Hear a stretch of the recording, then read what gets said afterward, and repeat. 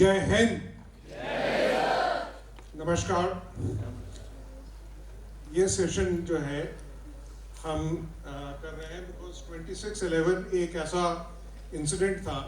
उससे पहले मास casualty attack वाले इंसिडेंट्स पूरे वर्ल्ड में बहुत सारे हुए हैं, but this was the only incident जिसका पहले कोई कहीं इंसिडेंट नहीं हुआ था जहाँ पे कि एक कमांडो टाइप अटैक हो, फिदाइन अटैक हो एंड सिविलियंस के ऊपर अटैक हो। And this was the day of infamy for India. It was seen on TV all across the world for 60 hours. Hostages were there, people were killed, and it seemed that everything is in shambles, nothing is going according to plan. There was some information available through the intelligence. There are likely to be attack on the sea face on the western coast on certain hotels. The information was not very specific, but it was repeatedly there. It was there in September, it was there in November, as late as November first week तक भी थी कि ये यहाँ पे attack हो सकते हैं, और वो अटैक हुए and everybody saw it on TV कि what happened, the whole world saw it, and this attack was discussed in all the countries because this was the first one of its kind in the world. So I will ask Dr. Saab, the information was available from intelligence that the attacks are likely to take place on the western coast, on the hotel facility where a lot of guests are there. So what happened? When did you start tracking these people from Karachi when they left Karachi?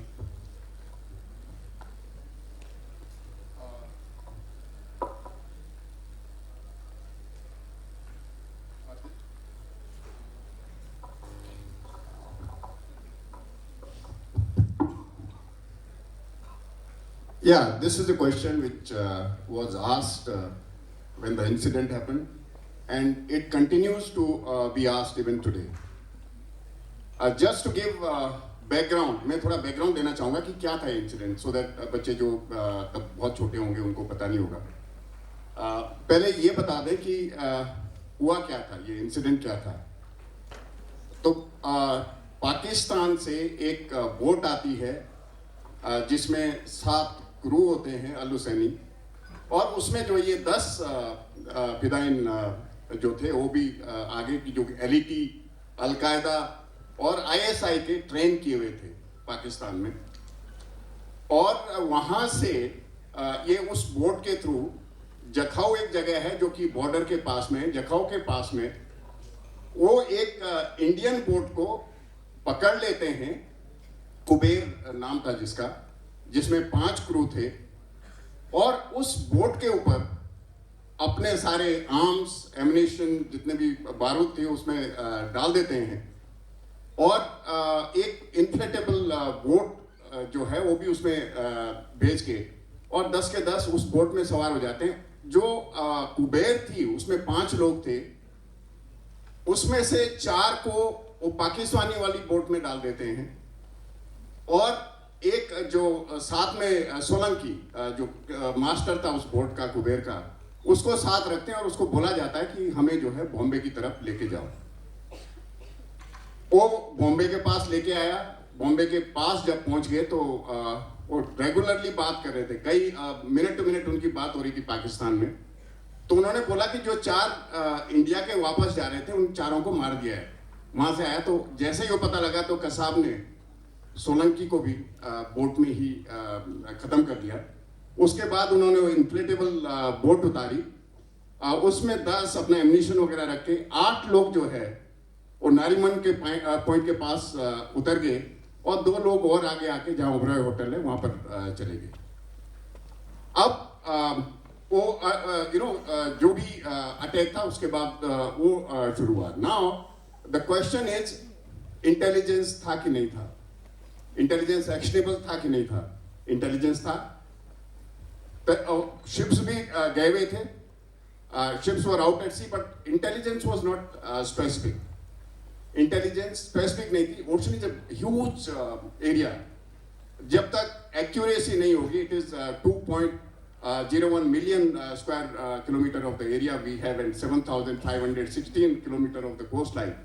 So till the time we don't have exact actionable intelligence, and if we don't have excessive resources at hand to monitor pinpointed contact, it becomes difficult.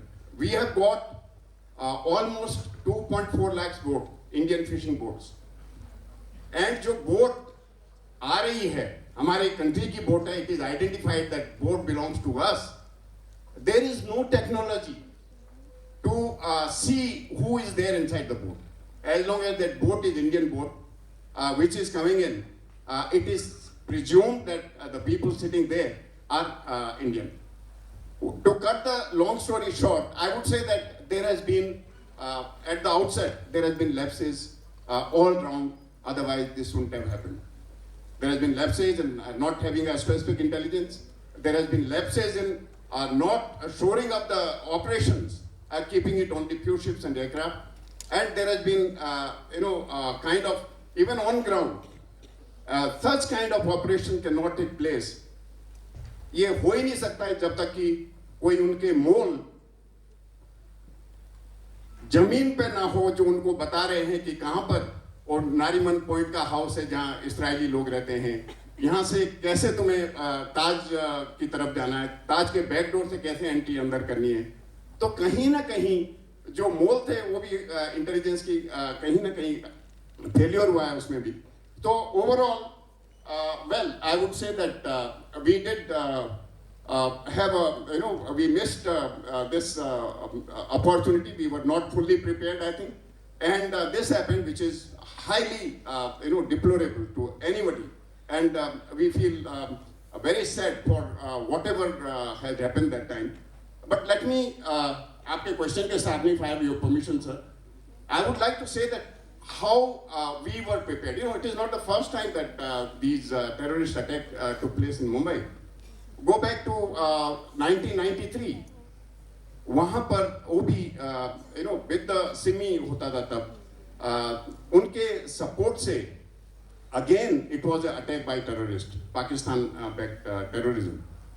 They carried out a number of blasts there in Mumbai, which resulted in loss of almost 170 lives.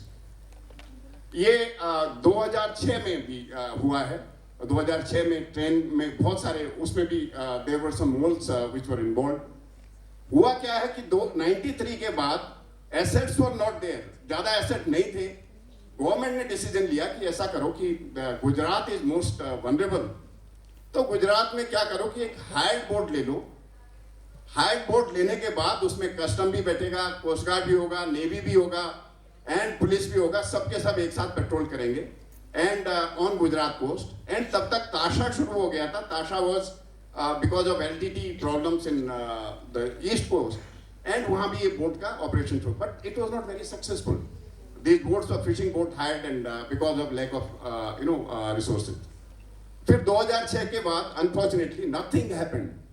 There was no committee, no findings. Then Kargil came. There was a comprehensive review of the security post Kargil, and उसमें बोला कि ऐसे नहीं चलेगा. We have to have certain measures in place. Perhaps strengthen our security. All round, not only on land borders but even at sea. And that's where we started getting lots of technology along the coast which came in, which got approved because 2008 happened. जब 2008 हुआ तो हमारे जो assets है almost 160% बढ़ गए. हमारे ships, हमारे aircraft जो पहले के सैंक्शन थे उससे 160 times 60% more within that period aircraft. And additionally we started using technology all along the coast. There are radars. This is something I'm talking which is in public domain, nothing secret about it. There are 40 sites all along the coast covering entire India coast, and 10 on the island sides, which is Lakshadweep and Andaman. Now through these radars, we are able to track all the vessels passing in our territorial water. Territorial ये अलग अलग waters होते हैं जो हमारे coast के साथ में जो 12 मील तक है, nautical mile बोलते हैं उनको. That is territorial water. Beyond that up to 24 nautical mile is contiguous zone. और उसके आगे जो है EEZ exclusive economic zone आता है. तो कोई भी vessel हमारे एरिया में आ रहा है, there is a technology available from anywhere. From Delhi we can see now any ship passing in our this thing. So this technology has helped, and the result today is that in last 15 years, after this incident happened, we have had synergy, which was not the case earlier. People were working independently. Intelligence was not being shared. There was MEC and SMEC functioning was not in congruence with the requirement of the operational unit. तो ये सारा एक बार में ही committee बनी जो कि NCS-MCS बोलते हैं, national committee on strengthening of maritime and coastal security against terrorism. वो एक highest level of the government, that is at cabinet secretary level, वो हेड करता है और हर 3 महीने में मीटिंग करते हैं उसकी. वेदर इट इज जो भी इशू थे, they were getting resolve, whether assets giving transponder to fishing boats, and everything was being. So I would say that yes, mistake did happen, but it was partially due to lack of resources, whether intelligence or in terms of ships and aircraft. Thank you, sir. Ashok Kumar ji, the Kuber anchored about 5 nautical miles off Bombay, and from there they killed Solanki. उसका उन्होंने गला काटा. He was not shot. He was killed in a ritual way. And then these people got into a dinghy and a motorboat थी, उसका engine start करके they came to the Bombay coastline. From the Bombay coastline, they 10 of them they divided into 3 groups. Now, did the Bombay police have intelligence that these people are going to come onto this coastline and the hotels are going to be targeted? The hotels were informed to firm up their security. The evaluation was done whether the hotel security was adequate or not. The police had done it in October. The police had done it in September. So some intelligence was there. It was not actually they're going to hit Taj or they're going to hit Trident or Oberoi, but that intelligence was there. So how did they manage once they came on shore to their ultimate destination?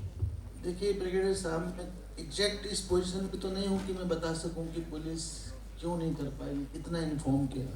जो intelligence ना, unless it is specific, उस पे act करना आसान नहीं है. एक general intelligence है कि यहाँ पे दंगे हो सकते हैं, यहाँ पे टेररिस्ट अटैक, उससे कितना तैयारी आप कर पाओगे. मैं ये बातें कर सकता हूँ कि जो अभी नोटियाल साहब ने किया कि आफ्टर 26/11 क्या क्या इम्पैक्ट आया हमारी सिक्योरिटी सेटअप में. Because I am not here to dissect कि मुंबई पुलिस का क्या कमी था या नहीं था. और अगर कह भी दिया जाए ताज होटल को कि आप तैयार हो जाओ, टेररिस्ट अटैक होने वाला है, क्या वो इस पोजिशन में हैं? उनकी क्या सिक्योरिटी, उनको क्या रोक लेगी कि 47 के आगे? They are not. तो पहला पॉइंट है, 26/11 के बाद हमने कोस्टल सिक्योरिटी बढ़ाई. नेवी जो है ना वो तो डीप सी में है, फिर कोस्ट गार्ड है, और उसके बाद आती है पुलिस, राइट. तो पुलिस का एक थाना जाने कितने किलोमीटर कवर करता है. उससे हम एक्सपेक्ट करें कि वो हमारा पूरा का पूरा बीच और सबकी केयर कर लेगा, इट इज़ नॉट पॉसिबल. 26/11 के बाद आया कोस्टल पुलिस. पूरे देश में कोस्टल पुलिस के थाने हुए हैं. वो उनको कोस्ट गार्ड और नेवी से कोऑर्डिनेशन करने के लिए कहा गया. जैसा अभी नोटियाल साहब ने कहा, डॉक्टर साहब ने, एक नेशनल लेवल की टॉप मॉनिटरिंग कमेटी हो गई है जो कि हर तीसरे महीने इसका रिव्यू करती है. तो ये पहला चेंज है, स्ट्रेंथनिंग कोस्टल सिक्योरिटी, जिसके बारे में हमने कभी बॉदर नहीं किया था, क्योंकि अभी हम लैंड बॉर्डर्स पे लगे थे और कोस्ट का तो कोस्ट की ओर हमने कभी इतना फोकस ही नहीं किया था. दूसरा बड़ा चेंज आया, creation of NIA, national investigating agency. Terrorism है, हो रहा है, पूरे हिंटरलैंड में हो रहा है. पहले पंजाब में था, फिर कश्मीर में था, फिर पूरे हिंटरलैंड में हुआ. मैं आप सबको एक बड़ी बैकग्राउंड बताना चाहता हूँ, इट विल टेक 5 minutes, कि when we were born, when India was born in the modern form, 1947, 15th August, Kashmir was not a part of India. Kashmir तो 2 महीने बाद हमारे साथ आया। क्यों आया? क्योंकि पाकिस्तान ने ट्राइबल्स की फॉर्म में अपनी आर्मी भेज दी। जब वो आर्मी आई तो राजा हरि सिंह, जो कि शुरू में उनका इनिशियल स्टैंड था कि ना मैं इंडिया ज्वाइन करना चाहता हूँ ना मैं पाकिस्तान ज्वाइन करना चाहता हूँ, देन ही रिक्वेस्टेड कि भाई इंडिया को आर्मी भेजो, क्योंकि उसकी तो हिम्मत नहीं थी पाकिस्तान आर्मी का